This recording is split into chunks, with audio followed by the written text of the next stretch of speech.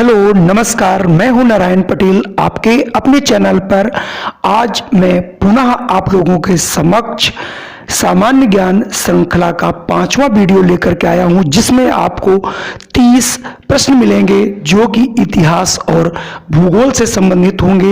ये वीडियो हमारा कक्षा 6 और कक्षा 7 के विद्यार्थी जो प्रवेश चाहते हैं विद्या ज्ञान में, वो इसे देख सकते हैं। तो आइए शुरू करता हूं आज का ये वीडियो। सबसे पहला जो प्रश्न है वो पूछा जा रहा है, सिंधु घाटी सभ्यता की प्राचीनतम गोदीवाड़ा स्थित है हड़प्पा में, कालीबंगा में, लोथल में या फिर मोहनजोदाड़ो में। तो यहां से सही आंसर आपका हो जाएगा लोथल। तो यहां से आप लोथल पे जो है टिक कर देंगे। बढ़ते हैं अगले प्रश्न पर। अगला हमारा प्रश्न है, अपने शिलालेखों में अशोक को किस नाम से उल्लेखित किया गया था? यानी जो अशोक के शिलालेख हैं उसमें उन्हें किस नाम से जाना गया, यानी जो अभी शिलालेख मिले उसमें उनका क्या नाम है? तो सही आंसर हो जाएगा प्रियदर्शी, यानी ऑप्शन बी वाला बिल्कुल सही है। अब बढ़ते हैं अगले प्रश्न पर। अगला प्रश्न बेहद मोस्ट इंपॉर्टेंट है। चीनी यात्री ह्वेनसांग ने भारत की यात्रा के शासनकाल में की, यानी जो ह्वेनसांग आया था चीनी यात्री, ये किसके शासनकाल में भारत आया? तो ह्वेनसांग से याद रखना है, हा से वहां स्टार्ट है और ये हर्षवर्धन के शासनकाल में आया था। तो यहां से ह्वेनसांग आप हर्षवर्धन याद रखेंगे तो ये याद रखना आपके लिए बहुत ही जो है अच्छा रहेगा। तालमेल बिठा के अगर याद करेंगे तो आपको ये याद हो जाएगा। अब हम बात करेंगे 24 यानी 124 प्रश्न पर। पटना शहर का पुरातन नाम क्या है? हालांकि इस प्रश्न का उत्तर सभी लोग जानते हैं, जल्दी से इसका कमेंट कीजिए। और इसका अगर आपने कमेंट किया है पाटलिपुत्र तो आपका जवाब बिल्कुल सही है। चलिए बढ़ते हैं अगले प्रश्न पर। अगला प्रश्न है, निम्नलिखित में से किसने अपनी राजधानी को दिल्ली से आगरा स्थानांतरित किया था? यानी दिल्ली से आगरा राजधानी किसने बनाया था? तो ये थे सिकंदर लोदी, ऑप्शन सी वाला बिल्कुल सही होगा। प्रश्न अगला, अकबरनामा के लेखक कौन है? अक्सर लोग इसे अकबर लगा देते हैं, ऐसा नहीं है। अकबरनामा जो है ये लिखा था अबुल फजल ने, यानी ऑप्शन बी वाला यहां से सही हो जाएगा। अगला प्रश्न हम इसे बेहद मोस्ट इंपॉर्टेंट की श्रेणी में रखेंगे और ये कई बार आपकी विद्या ज्ञान परीक्षा में पूछा जाने वाला प्रश्न है, बेहद इंपॉर्टेंट प्रश्न है। सती प्रथा को समाप्त करने में प्रमुख योगदान किसने दिया? तो सही आंसर हो जाएगा राजा मोहन राय। याद रखना है क्योंकि सती प्रथा में पहले जब उनके पति की डेथ हो जाती थी तो स्त्रियों को उनके साथ जला दिया जाता था, तो इसी को सती प्रथा कहते थे। इसी को खत्म करने के लिए राजा मोहन राय ने सबसे बड़ा योगदान दिया है। चलिए बढ़ते हैं अगले प्रश्न पर। अगला प्रश्न है, 1889 में अहमदिया आंदोलन किसने प्रारंभ किया था? तो इसका आपको आंसर याद रखना है मिर्जा गुलाम अहमद। तो मिर्जा गुलाम आपको अहमद यहाँ से याद रखना है, यानी ऑप्शन डी वाला सही है। 129वां प्रश्न है आपका, भारत में सर्वप्रथम आए, यानी जो विदेशी आए उनमें कौन सबसे पहले आया? तो सबसे पहले जो है आपको याद रखना है पुर्तगाली आए हैं। तो यहाँ से पुर्तगाली आपको याद रख लेना है। अगला प्रश्न है, रॉबर्ट क्लाइव भारत में किस रूप में आया? यानी जो रॉबर्ट क्लाइव था वो कौन सी भर्ती हुई, किसके अंतर्गत इसे भारत भेजा गया था? तो ये क्लर्क के रूप में जो है कंपनी में भर्ती होके आया था। चलिए अगला प्रश्न आपके सामने है 131, निम्नलिखित में से कौन सी रूपांतरित चट्टान है? Granite, shale, dyke, slate. तो इसका सही आंसर है स्लेट जो है ये रूपांतरित है। चलिए अगला प्रश्न है 132। हालांकि इसका आंसर आपको आता होगा, जल्दी से कर दीजिए कमेंट। निम्नलिखित में से कौन सा ग्रह सूर्य और पृथ्वी दोनों में से सर्वाधिक दूरी पर है?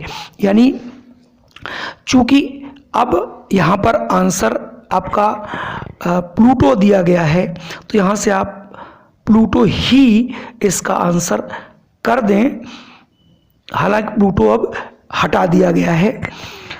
ठीक, अगला प्रश्न मैं बढ़ा रहा हूं 133 प्रश्न पर। निम्नलिखित में से कौन सा जलप्रपात सारवती नदी पर स्थित है? तो ये है आपका गुरसप्पा, यानी ऑप्शन सी वाला बिल्कुल सही है।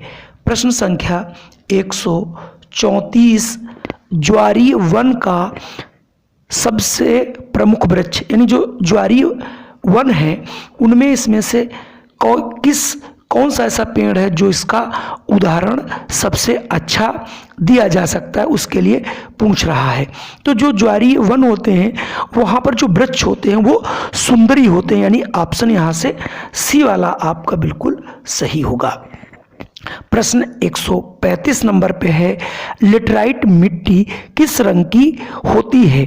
तो जो लेटराइट मिट्टी है, आप लेट यानी ला है तो आप इसको याद रखना है, इसकी लाल मिट्टी होती है, यानी लेटराइट जो है ये लाल मिट्टी होती है, इसको आपको याद रखना है। फिर है मेटूर बांध किस नदी पर बनाया गया? तो मेटूर जो बांध है ये कावेरी नदी पर बना हुआ है। अब हमारा अगला प्रश्न है, दो प्रश्न आपके सामने अभी बचे हुए हैं कि गेहूं का जो उत्पादन है, उत्पादक सबसे बड़ा राज्य कौन सा है? गेहूं का सबसे बड़ा उत्पादक राज्य कौन सा है? हालांकि इसके पहले भी प्रश्न में ये आ चुका है, आपने इसका आंसर भी उत्तर प्रदेश ही लगाया होगा आप लोगों ने। चलिए 138, दामोदर घाटी क्षेत्र किस खनिज के लिए विख्यात है? तो जो दामोदर घाटी है ये किस खनिज के लिए विख्यात है, इसका आंसर आपको देना है। तो इसका आंसर हो जाएगा कोयला। चलिए बढ़ते हैं आगे। अगला प्रश्न है, जगदीशपुर में इस्पात कारखाना यानी टेस्को कब स्थापित हुआ? तो इसका ऑप्शन हो जाएगा 1907 में। तो 1907 यहाँ से ऑप्शन आप नोट कर लेंगे। अगला हमारा प्रश्न है, किस राज्य का जनसंख्या घनत्व तो सबसे कम है, यानी प्रति वर्ग किलोमीटर में सबसे कम जनसंख्या किस राज्य की है? हालांकि ये कई वर्षों से चला आ रहा है, यानी अरुणाचल प्रदेश ही ऐसा राज्य है जिसका जनघनत्व तो सबसे कम है। अगला है, मोहनजोदाड़ो कहाँ स्थित है? यानी जो मोहनजोदड़ो है ये इस समय है कहाँ पे? तो ये सिंध में पड़ता है, सिंध पाकिस्तान की बात की जा रही। चलिए बढ़ते हैं अगले प्रश्न पर।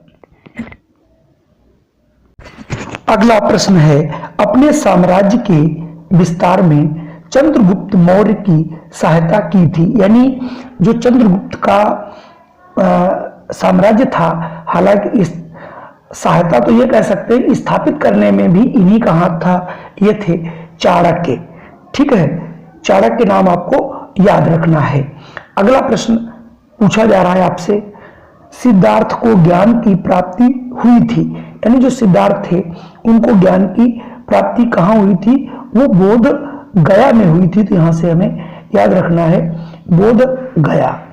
अब अगला प्रश्न है 144, वेरी मोस्ट इंपॉर्टेंट प्रश्न है कि जातक पवित्र ग्रंथ है, यानी जो जातक पवित्र ग्रंथ है ये किसका है? ये मेनली जो है बौद्धों का है, तो आपको याद रखना है।